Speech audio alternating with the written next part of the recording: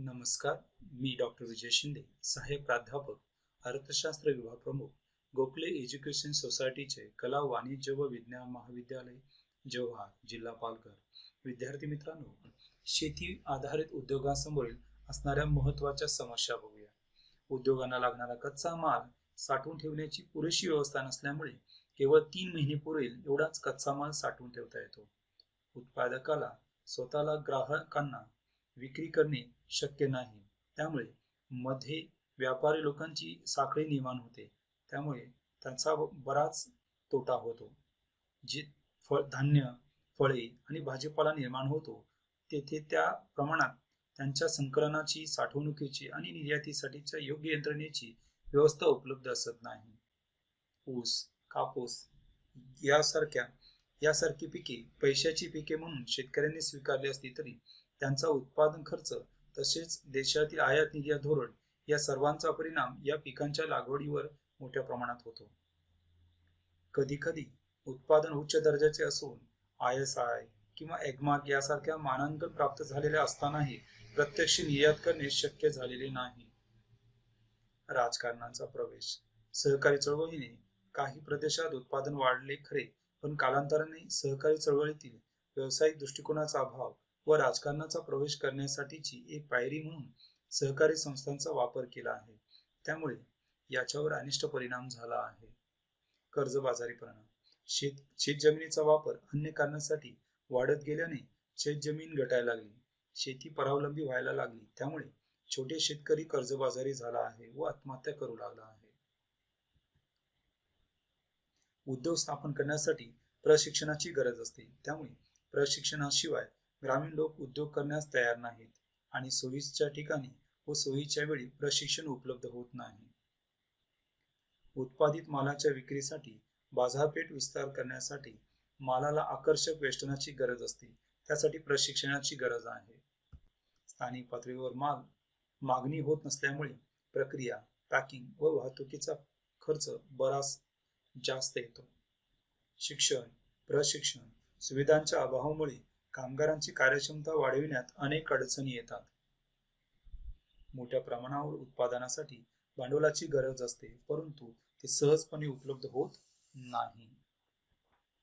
वाहतूक दळणवळणीच्या सोयीचा अभाव असल्यामुळे या उद्योगातील वस्तूंचा बाजारपेठेत होणारा पुरवठा वेळेत होत नाही. आता आपण शेती आधारित उद्योगांच्या समस्येवरील उपाययोजना बघूया.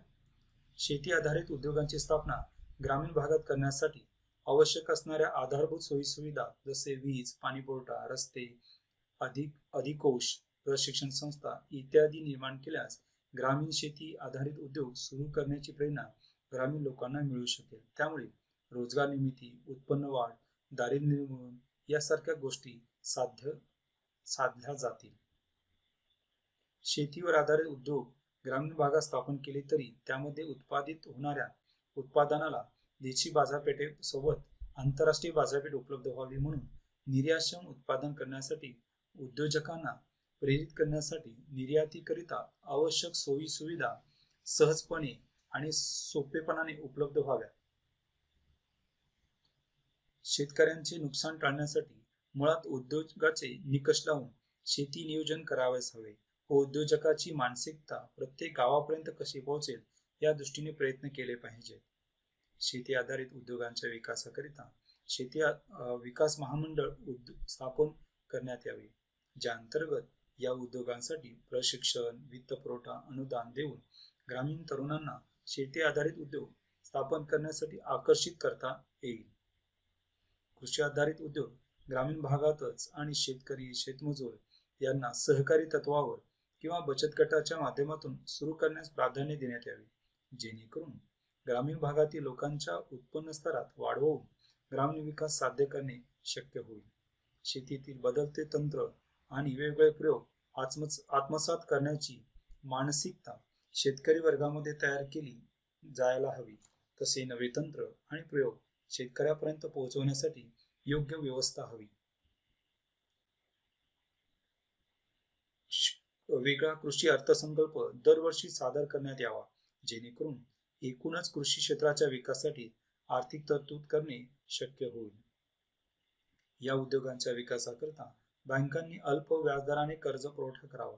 देशातील सिंचन व्यवस्थेत सुधारणा करणे व वाढवणे आवश्यक आहे.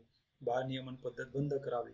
साठवणूकगृह व गोदामगृहाची व्यवस्था करणे आवश्यक आहे. नियंत्रित बाजारपेठा, वाहतूक व दळणवळणाच्या सुविधा इत्यादीसाठी मोठ्या प्रमाणात वित्त पुरवठ्याची आवश्यकता आहे. शेती आधारित उद्योगांच्या विकासासाठी प्रशिक्षण व संशोधन सुविधा उपलब्ध करावी. या उद्योगांना आधुनिक साधनांची खरेदी करण्याकरता सरकारने कर्ज पुरवठा करावा. धन्यवाद.